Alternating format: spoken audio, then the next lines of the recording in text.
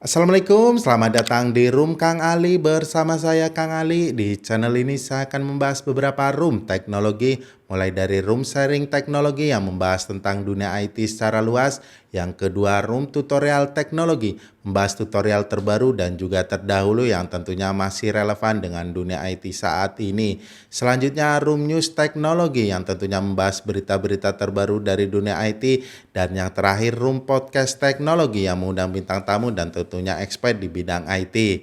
Untuk room podcast teknologi saya skip terlebih dahulu karena masih menunggu endorse yang masuk. Ya elah Kang, baru video pertama aja udah ngomongin endorse-endorse. Ya namanya rezeki kan nggak ada yang tahu.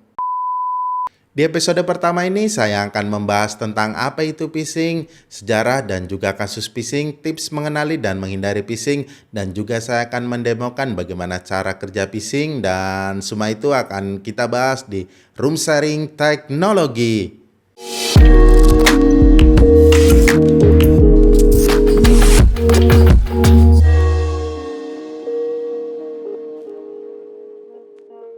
Dikutip dari web phishing.org, phishing adalah kejahatan cyber yang menargetkan informasi atau data sensitif korban melalui email, telepon, dan juga pesan teks. Serangan phishing dilakukan untuk menipu atau memancing korban untuk mengklik link URL, selanjutnya menginput data informasi kredensial seperti username dan password. Ya, bisa dibilang phishing bertujuan untuk memancing korban untuk memberikan informasi pribadi secara sukarela tanpa disadari untuk tujuan kejahatan. Tapi, tahukah kalian dari mana asal-usul istilah phishing? Istilah phishing sendiri berasal dari kata phishing yang berarti memancing, karena phisher memancing informasi dari korbannya. Sebagai contoh, kalau kita mancing ya dapat ikan, sedangkan phishing ya dapatnya kredensial akun. Nah, mengapa huruf P dan H yang digunakan dalam kata phishing? Ini merupakan penghormatan kepada Prickers, hacker telepon yang mengeksplorasi sistem telekomunikasi.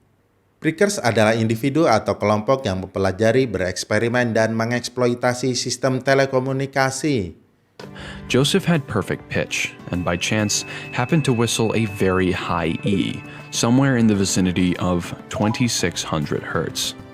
To Joseph's surprise, the phone line he had been using abruptly ended its call. Joseph and Gracia didn't know at the time, but he had just become one of the world's first phone freakers. Mungkin tadi saya sempat mengatakan phisher. Nah, siapa sih itu phisher? Oke, mari kita bahas. Jika phishing itu metode yang digunakan, individu atau kelompok yang melakukan metode phishing tersebut disebut phisher. Tujuan utama dari seorang phisher ini pastinya untuk mendapatkan keuntungan finansial dengan cara yang ilegal. Oke, sebelum kita lanjut ke demo phishing, kita bahas dulu sejarah dari phishing tersebut. Sejarah phishing pertama kali muncul sekitar tahun 95. Baru 5 tahun kemudian banyak orang mengetahui phishing ketika virus The Love Bug muncul. Berawal di negara Filipina, inbox email di seluruh dunia dipenuhi dengan subjek berjudul I love you, I miss you, I need you. Alah, malah nyanyi. Subjeknya berjudul I love you. Isi pesannya sangat sederhana, silahkan cek file love letter yang saya kirim dan sebuah file berekstensi .vbs. Ketika korban mendownload dan mengklik file .vbs, maka virus I love you tersebut mengambil semua daftar email pada komputer korban. Semua informasi email seperti username dan password akan dikirimkan ke pembuat virus tersebut. Secara keseluruhan diperkirakan sekitar 45 juta pengguna Windows pada saat itu terkena dampak virus dari The Love Bug ini. Oke, kembali ke tahun di mana phishing muncul di tahun 95, satu-satunya opsi internet pada masa itu adalah akses dial-up dengan biaya tertentu untuk mengakses internet melalui disket dari Amerika Online atau disebut AOL. Nah, ini contoh disket atau CD bagaimana dulunya digunakan untuk mengakses internet dari Amerika Online. Di tahun tersebutlah muncul phishing pertama yang bernama AOL yang dibuat oleh hacker yang bernama Dachronic. Aplikasi AOL yang sangat mudah digunakan membuat para pengguna yang tidak berpengalaman sekalipun dapat melakukan serangan phishing. Fitur-fitur dari aplikasi AOL yang secara otomatis membuat dan mengirim email yang seolah-olah dari pihak Amerika Online. Aplikasi ini juga dapat mencuri kata sandi para pengguna Amerika Online. Dan salah satu fitur paling terkenal dari aplikasi Auhel adalah email bomber yang dapat digunakan untuk mengirim jumlah email yang besar ke pengguna Amerika online. All I knew was that this is awesome what we're doing. Screw AOL, screw the man. I have nothing else to do. I'm going to spend 10 hours a day doing this because I love it. I didn't feel bad making this program and just kind of basically going to war. I had just an intense hatred for AOL, for Toss Advisor, for the administrators, for Steve Case.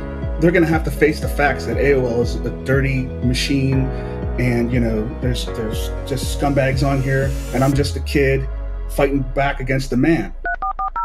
Contoh menarik dari kasus phishing modern adalah ketika Uber yang kita kenal sebagai perusahaan besar juga terkena dampak dari serangan phishing.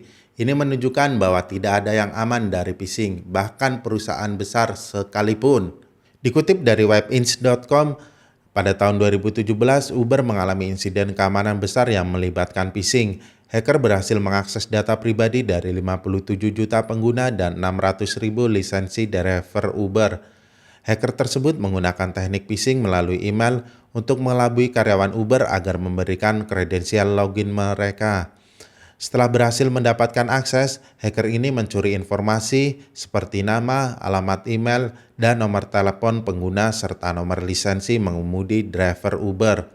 Insiden ini tidak hanya mengakibatkan kebocoran data yang besar, tetapi juga mempengaruhi kepercayaan publik terhadap Uber dan memunculkan pertanyaan serius tentang keamanan dan privasi data. Setelah mengetahui sejarah dan juga contoh kasus phishing, apa yang membuat phishing begitu unik dan pastinya berbahaya?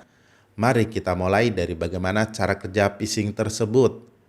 Phisher biasanya menggunakan berbagai teknik untuk mendapatkan korbannya. Salah satu yang paling umum menggunakan teknik social engineering dengan mengirim email atau chat yang mirip dengan gaya komunikasi dari lembaga yang dipercaya.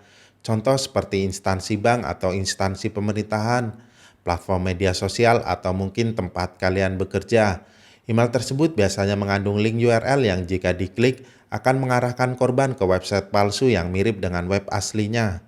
Untuk pembahasan social engineering di video terpisah yo, nggak tahu kapan pokoknya tunggu aja videonya. Lanjut kita bahas ke jenis-jenis phishing. Yang pertama phishing email. Ini adalah bentuk paling umum dari phishing dan saat ini phishing email masih mujarab karena kurangnya awareness dari si korban. Biasanya metode yang digunakan adalah hacker mengirim email palsu ke targetnya. Kedua, SMS phishing atau smishing. Hacker menggunakan fitur SMS untuk meminta informasi pribadi atau mengarahkan korban untuk membuka web palsu. Dan yang ketiga, phishing atau voice phishing. Dalam phishing, hacker menggunakan panggilan telepon untuk meminta informasi pribadi atau mengarahkan korban untuk melakukan tindakan tertentu yang merugikan. Dan yang terakhir, phishing melalui media sosial. Metode ini digunakan hacker untuk membuat akun palsu di platform media sosial untuk meminta informasi sensitif atau melakukan penipuan lainnya ke si korban. Next, saya akan mendemokan bagaimana cara kerja phishing dengan mengirimkan link phishing di aplikasi chat WhatsApp. Kalian bisa melihat alur demo yang akan saya lakukan. Di sini hacker sudah membuat web phishing Gmail yang selanjutnya hacker tersebut mengirimkan link URL web phishing lewat chat WhatsApp. Di real case-nya ya pintar-pintarnya si hacker untuk sebisa mungkin targetnya mengklik URL phishing. Mungkin dengan cara memberikan promo ataupun hadiah dan lain-lain lah pokoknya. Setelah korban mengklik URL phishing, tampilan dari website tidak langsung mengarah ke halaman phishing Gmail, tapi ke halaman game yang jika dimainkan dan mendapatkan 50 poin akan redirect ke halaman phishing Gmail. Dan jika si korban submit data email dan juga password, secara otomatis kredensial akun Gmail dari si korban akan dikirimkan ke server si hacker. Oke, langsung saja berikut video demo phishing yang sudah saya buat.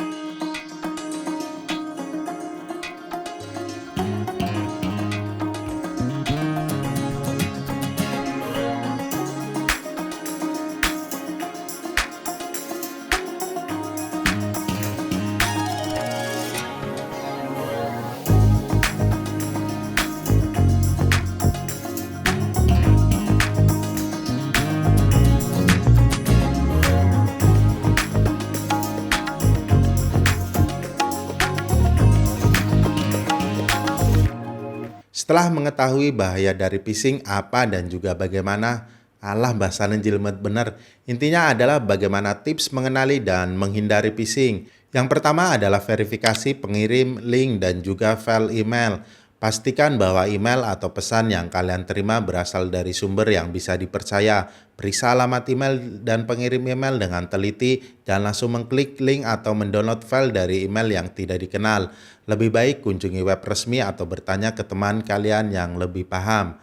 Jika sudah terlanjur mendownload file phishing dan kalian ingin mengetahui apakah file tersebut berbahaya ataupun tidak, kalian bisa mengupload file tersebut ke virustotal.com. Web Virus Total biasanya mendeteksi file-file berbahaya yang mengandung malware. Yang kedua, gunakan solusi keamanan. Install juga antivirus dan pastikan firewall di perangkat kalian aktif untuk melindungi perangkat yang kalian gunakan. Yang ketiga, jika kalian pengguna Android, bisa menginstal aplikasi Google Authenticator untuk melindungi dan mengamankan akun kalian dari para hacker-hacker jahat di luar sana. Dan yang terakhir adalah pendidikan dan kesadaran. Gambarnya salah. Terus edukasi diri dan orang-orang di sekitar kalian tentang resiko dan bahaya dari phishing.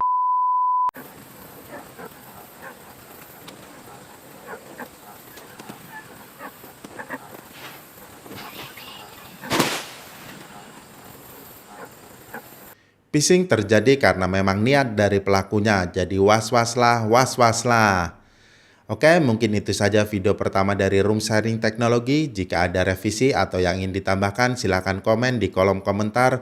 Dan jika video ini bermanfaat, silakan like dan juga share video ini. Terakhir, jangan lupa subscribe channel ini untuk update video-video terbaru dari Room Kang Ali. Terima kasih, sinau ben ora ketinggalan, dan wassalamualaikum.